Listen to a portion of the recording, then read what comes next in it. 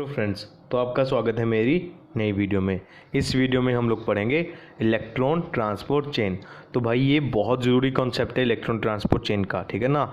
क्योंकि जो हमारी जो NADPH2 बने थे, FADH2 बने थे, GTP बने थे हमारे ग्लाइकोलाइसिस में, हमारी लिंक रिएक्शन में, साथ ही साथ हमारी क्रेब रिएक्शन में, यहाँ पर जो हमारे NADPH2 बने थे, FADPH2 बने थे, ये सभी जो कन्वर्ट होंगे, ठीक है ना, ये कन्वर्ट होंगे इलेक्ट्रॉन ट्रांसपोर्ट चेन में, ठीक है ना। तो जो अपने NADPH2 हमने क्या बोला था वो इक्वलेंट है 3 ATP के, तो वो कहाँ कन्वर्ट हो गए, एक NADPH2 से हम लोग 3 ATP कहाँ बनाएंगे, वो हम लोग बनाएंगे इलेक्ट्रॉन ट्रांसपोर्ट चेन में, ठीक है ना। जैसे मैंने आपको समझाया था, देखिए अगर एक दुकान पर जो पिज़्ज़ा का जो स्लाइस होता है वो 40 रुपये का है और हमारे पास 40 रुपये हैं, हम 40 रुपये तो नहीं खा सकते, हमें एक बेकरी की शॉप पर जाना पड़ेगा। जैसे पटियाला में सानी स्वीट्स है, जग्गी स्वीट्स है, बेसिकली मैं पटियाला से बिलोंग करता हूँ, तो ठीक है ना। वैसे पटियाला ही भवानीगढ़ से बिलोंग करता हूँ, पटियाला में थोड़ा मतलब पढ़ाई वहाँ की है थोड़ी सी, ठीक है ना। तो बेसिकली हम लोग ज़्यादा जग्गी स्वीट्स जाते थे। तो अगर वहाँ पर जब पिज़्ज़ा का स्लाइस 40 रुपये का है तो हमारे पास 40 रुपये हैं, तो हम लोग 40 रुपये नहीं खा सकते, हमें दुकानदार को मतलब जग्गी स्वीट के मैनेजर को वो 40 रुपये देने पड़ेंगे, ताकि वो बदले में हम लोगों को एक पिज़्ज़ा का स्लाइस दे दे, ठीक है ना। तो ऐसे यहाँ पर है, यहाँ पर जो ग्लाइकोलाइसिस के दौरान या अपने लिंक रिएक्शन के दौरान या अपने क्रेब साइकिल के दौरान जो NADPH2 बने थे, FADH2 बने थे, वो इलेक्ट्रॉन ट्रांसपोर्ट कॉम्प्लेक्स को दे देगा अपने NADPH2 अपने इलेक्ट्रॉन, ठीक है ना। तो जब वो इलेक्ट्रॉन्स होंगे वो ATP बनवा देंगे, ठीक है ना। अब वो ATP बनेगा कैसे, तो अभी आप लोगों ने एक समझना है कि अगर हम लोगों को चाहिए कि जो इलेक्ट्रॉन ट्रांसपोर्ट चेन है वो अच्छे से चले, तो सबसे पहली रिक्वायरमेंट क्या है कि ऑक्सीजन प्रेजेंट होनी चाहिए। क्या होनी चाहिए? ऑक्सीजन। क्यों? क्योंकि एरोबिक रेस्पिरेशन हम लोग पढ़ रहे हैं ना, एनारोबिक रेस्पिरेशन में तो ये सब कुछ होता ही नहीं है, ठीक है ना। आई होप आप समझ रहे होगे। प्रोकैरियोट्स में माइटोकॉन्ड्रिया नहीं होता, जिस वजह से अपनी हमारी link reaction, Krebs cycle, ETC नहीं चलता, ठीक है ना। और जो हमारे एनारोबिक है उसमें क्योंकि ऑक्सीजन नहीं होता, एक ऑक्सीजन की एब्सेंस होती है, इसी वजह से हमारी इलेक्ट्रॉन ट्रांसपोर्ट चेन नहीं चलती, जिस वजह से जो NADPH2 है, FADPH2 है, वो कन्वर्ट नहीं हो पाते, ठीक है ना। आई होप आप समझ रहे होंगे। लेकिन हम लोग एरोबिक रेस्पिरेशन पढ़ रहे हैं, एरोबिक का मतलब कि जहाँ पर ऑक्सीजन प्रेजेंट है, ठीक है ना। तो आई होप आप मेरी बात समझ गए होंगे। तो ये देखिए, ये हमारा क्या है, ये हमारा माइटोकॉन्ड्रिया पूरा, ये उसकी आउटर मेम्ब्रेन है, ये उसकी इनर मेम्ब्रेन है, बीच में इसकी पैरामाइटोकॉन्ड्रियल स्पेस है। तो जो इनर मेम्ब्रेन है उस पर हमारे इलेक्ट्रॉन ट्रांसपोर्ट चेन कॉम्प्लेक्स लगे हैं। तो ये कॉम्प्लेक्स 1 लगा है, ये कॉम्प्लेक्स 2 लगा है, ये कॉम्प्लेक्स 3 लगा है, ये कॉम्प्लेक्स 4 लगा है। तो 4 तरह के कॉम्प्लेक्स लगे हुए होते हैं। और क्या होता है कि जो हमारी ये चेन मतलब हमारी ये इनर मेम्ब्रेन है वो ऐसे फोल्ड हो जाती है। ये देखिए हमारी, देखिए जो ये मेम्ब्रेन आ रही है ये तो अपनी मेम्ब्रेन होगी, तो उसने आगे ऐसे कुछ ना अपना स्क्वायर टाइप आके फिर रेक्टेंगल और फिर सर्कल ऐसा कुछ बन जाता है। इस पूरी चीज़ को हम लोग F0 पार्टिकल क्या बोल देते हैं, F1 पार्टिकल बोल देते हैं। और इस स्क्वायर टाइप चीज़ को हम लोग क्या बोल देते हैं, हम लोग F0 पार्टिकल बोल देते हैं। आई होप समझ पा रहे होगे, ठीक है ना। आप अपनी बुक में डायग्राम में देख लीजिए, अपनी जब आप डायग्राम बनाओगे ये देखिए बेसिकली हमारी ये चीज़ बन जाती होती है, ठीक है ना। तो एक मेम्ब्रेन है, ये ऐसी शेप ले लेती है, ठीक है ना। तो जो इतने पार्ट को हम लोग F0 बोल देते हैं और इतने पार्ट को हम लोग F1 बोल देते हैं, ठीक है ना।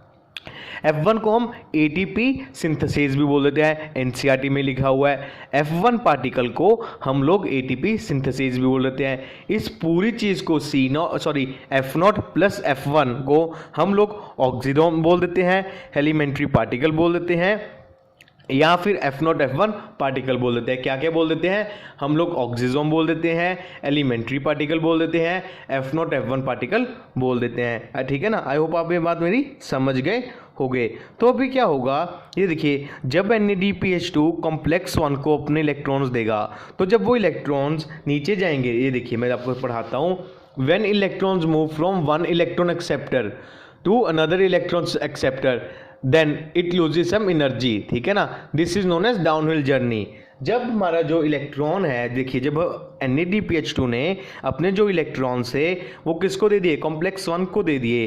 तो जो कॉम्प्लेक्स 1 है वो इलेक्ट्रॉन्स किसको आगे ट्रांसफर कर देगा, कॉम्प्लेक्स 2 को कर देगा। कॉम्प्लेक्स 2 के इलेक्ट्रॉन्स किसको ट्रांसफर कर देगा, कॉम्प्लेक्स 3 को कर देगा। कॉम्प्लेक्स 3 इलेक्ट्रॉन्स किसको ट्रांसफर कर देगा, कॉम्प्लेक्स 4 को कर देगा।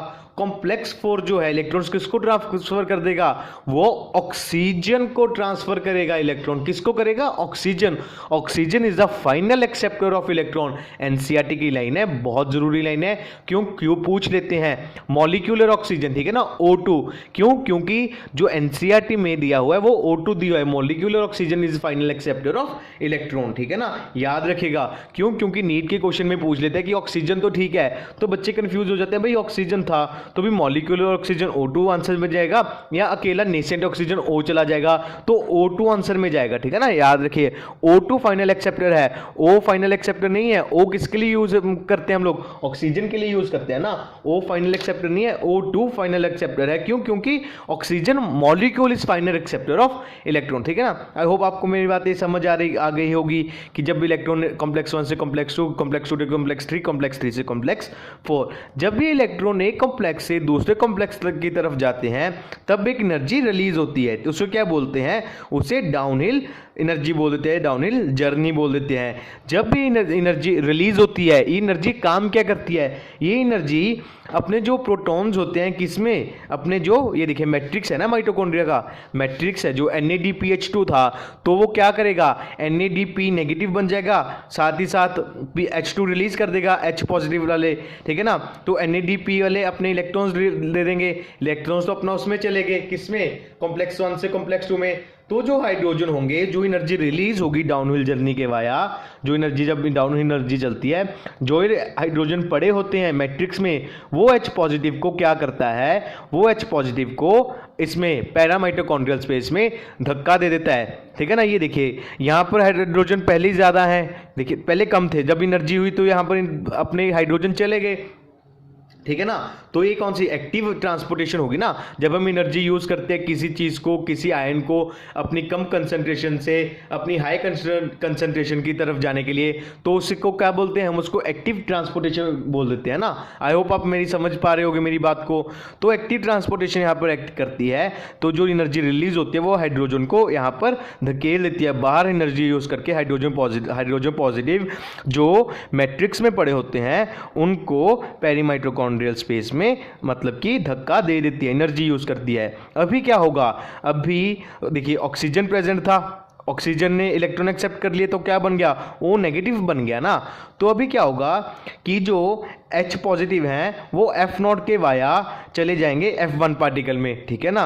वो क्या करेंगे, वो F, तो देखिए अगर यहाँ पर कंसंट्रेशन ज़्यादा होगी H पॉजिटिव की, यहाँ पर हाइड्रोजन की कंसंट्रेशन कम होगी तो डिफ्यूजन टेक प्लेस कर जाएगी, high concentration to low concentration जाना चाहेंगे अब वो, तो हाई कंसंट्रेशन से लो कंसंट्रेशन किस रूट के वाया जाएंगे, वो F0 F1 पार्टिकल के वाया जाएंगे। तो जब वो F0 से पहले जाएंगे, फिर F1 से पहले जाएंगे, फिर वो अंदर चले जाएंगे किस में, मैट्रिक्स में। ये देखिए H पॉजिटिव इस पाथ के वाया जाएंगे ना, ये देखिए F0 है, ये F1 है, ठीक है ना पार्टिकल, तो इस पार्टिकल के वाया चले जाएंगे, ठीक है ना। जो हमारे हाइड्रोजन है H पॉजिटिव इस हाइड्रोजन इस रूट के वाया चले जाएंगे, ठीक है। जब भी ये हाइड्रोजन पॉजिटिव इस रूट के वाया जाएंगे तो क्या होगा, तब जो ADP है प्लस फॉस्फोरस है जो मैट्रिक्स में ही पड़ा हुआ है वो ATP में कन्वर्ट हो जाएगा।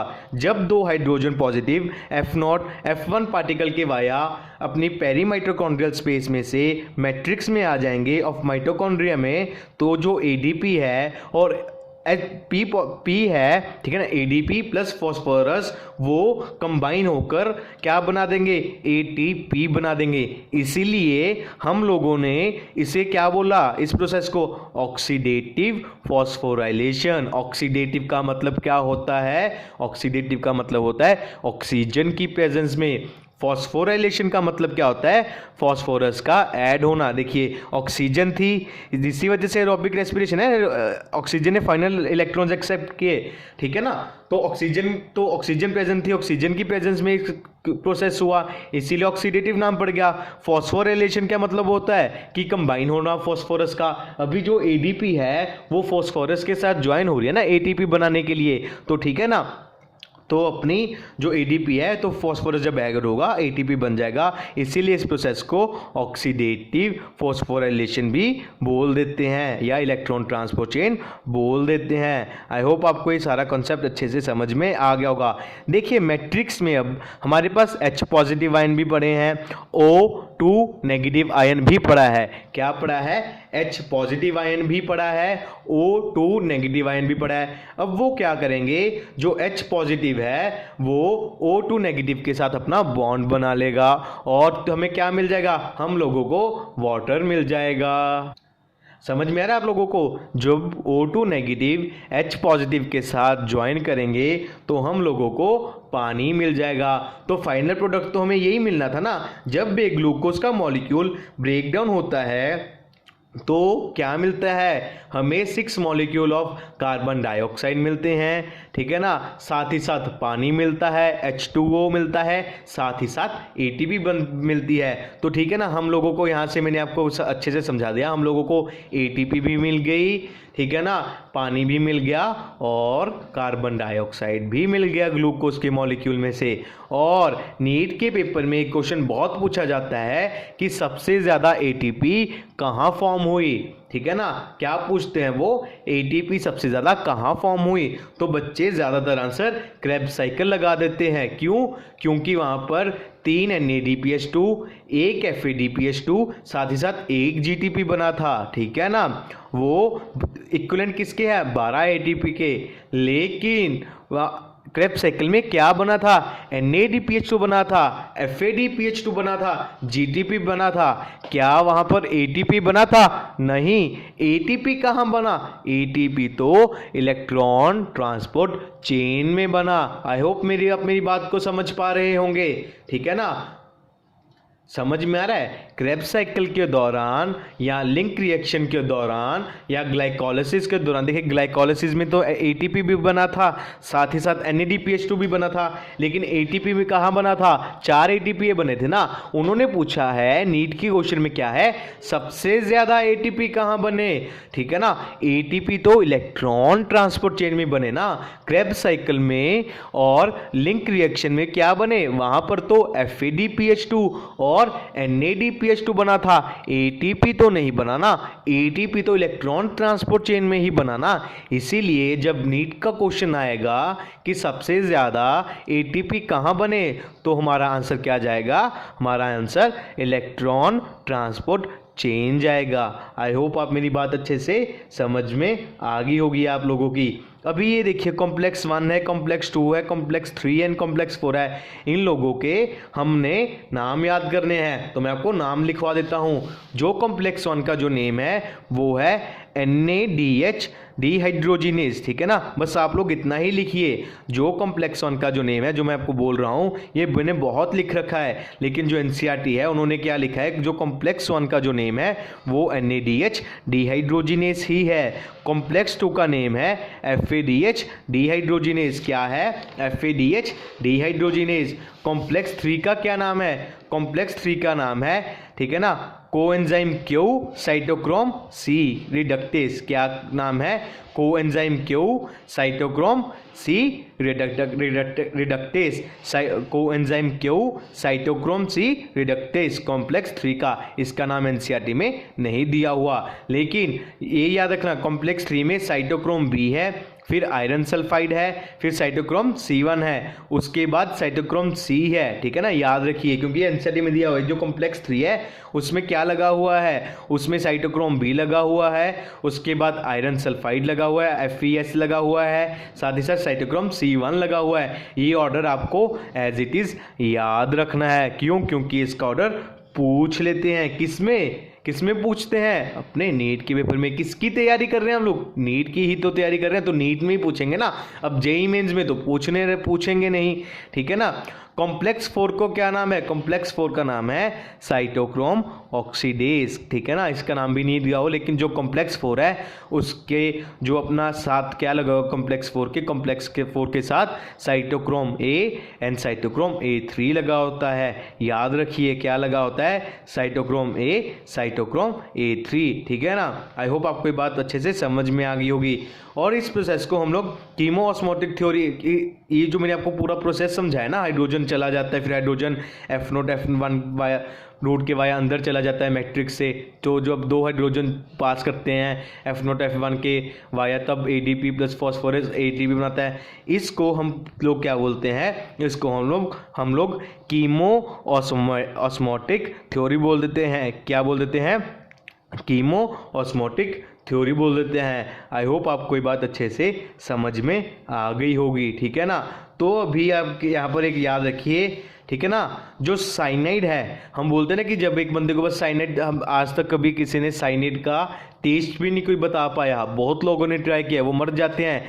जब हमने साइनाइड को अपने टंग पर रखते हैं, साथ ही साथ with in a fraction of seconds हम लोग मर जाते हैं। तो साइनाइड ऐसा क्या करता है जिसकी वजह से जो इंसान है मर जाता है? सबके मन में क्वेश्चन तो यही आएगा ना भाई, साइनाइड का ऐसा क्या काम है जिसकी वजह से इंसान मर जाता है? वो इतना टाइम भी नहीं देने देता कि हम लोग ये बता दें कि जो साइनाइड है उसका टेस्ट क्या है। तो जो साइनाइड है, वो जो पॉइजन है, वो क्या ब्लॉक कर देता है? वो कॉम्प्लेक्स 4 को ब्लॉक कर देता है और ATP की प्रोडक्शन बंद करवा देता है। क्या करता है वो अपना कॉम्प्लेक्स 4 को बंद करवा देता है, मतलब कि ब्लॉक कर देता है। साइनाइड जो अपनी पॉइजन है, साइनाइड पॉइजन है, अगर हम लोगों से टंग पर रख लें तो with in a fraction of seconds हम लोगों की डेथ हो जाती है। बहुत लोगों ने किया हुआ है कि हम लोग इसका टेस्ट बता सकते हैं, लेकिन नहीं, जब हम उसे टंग पर रखते हैं with in a fraction of seconds मर जाते हैं। इतना टाइम नहीं मिलता है कि हम लोग उसका टेस्ट को टिक भी कर सके। आप समझ पा रहे हो, इतना स्ट्रॉन्ग पॉइजन है वो, ठीक है ना। तो जो साइनाइड है वो करता क्या है? वो कॉम्प्लेक्स 4 को ब्लॉक कर देता है, जिसकी वजह से ATP की प्रोडक्शन बंद हो जाती है। ये क्वेश्चन नीट में आ रखा है, NCERT में नहीं दिया हुआ, इसीलिए पॉइंट मैंने अलग से निकाला हुआ था, इसलिए आप इस चीज़ को याद रखेगा। आई होप आपको ये वीडियो अच्छी लगे, आपको सब कुछ अच्छे से समझ में आ गया होगा, ठीक है ना। अगर आपको कुछ भी डाउट आता है तो आप मुझे कमेंट सेक्शन में लिख सकते हो, ठीक है ना। अगर आपको कोई डाउट फिर भी नहीं समझ आता तो आप मुझे पर्सनली भी कॉल कर सकते हो मेरे मोबाइल नंबर पर 9463774991 पर। Thank you.